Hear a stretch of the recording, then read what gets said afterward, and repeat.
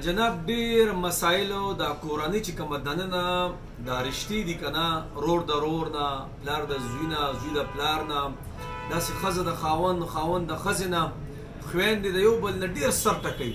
دې کې مین وجې څه دي؟ په دې کې خبره څه ده؟ نو ګوره دا ټولې خبرې چې راټولې کړي، چونکې مونږ سوشل ورکر، زموږ مثال د ډاکټر دی، خلک راته رنګونه کوي، علاج رانه غواړي، مولوي صاحب دا مسله ده، دا خبره ده، دا خبره ده. سهار چې وټساپ آن کوو د سهار نه د اوسه پورې تقریبا داسې 1500 میسجونه د اوسه پورې رااله.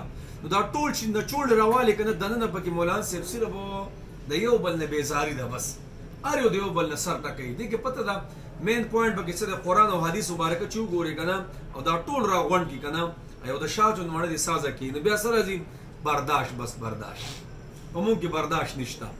ګورم ښځه وایي زه ښځه یم، زما یو حیثیت دی. خاوند وایي زه خاوند یم، زما یو حیثیت دی. ښځې نن سبا د ځان نه خاوند ساز کړی او خاوند د ځان نه ښځه سازه کړې ده، یو بل نه ګیلې معنې کوي. د الله بندې چې اسلام تعالی کوم مقام درکړی په هغه مقام کې اوسه، بس برداشت کوه. ستا خاوند دې خبره وکړه نو څه، او زه خاوند ته هم دا خبره کوم. عمر صاحب لا یو مسله راغله که نه چې بس د ښځې نه تنګ یم، ډېرې عجیبه خبره ترې ورته وکړئ. عمر رضی الله عنه فرمایله وایي دا زما باورچي خانه سنبالئ، زه به د نوکر نه خلاص یم. خپله بیبي ورته یادوي، زما شهوت پوره کوي، زه به د زنا نه خلاص یم، زما د کار روزګار هر یو شی برابروي، زه به د نوکرې نه خلاص یم. دا ټولې خبرې اترې ورته یادې کړي، ماله پخلي کوي، ماله کپړې انځي، دوبڼه ده.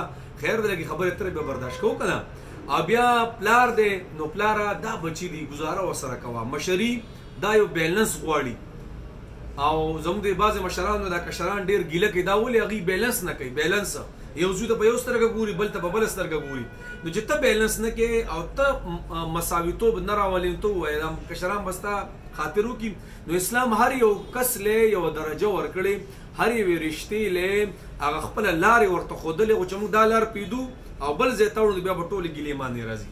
نو برای مهرباني اسلام نه مو ته ځان خبر کو. اسلام ډېر ښایسته مذهب دی، ډېر د هرې یوې رشتې له ډېر طاقت او قوت ورکړی، او بل څه برداشت بسې برداشت اوږه ښکته وړل، چې ما ورته اوږه ښکته ویوړله که نه زما ټول نظام به برابر شي. مولوي صاحب وایي وظیفه راله راکړه، بس وایي حالات مې داسې دي، ولې؟ بس وایي جګړې دي.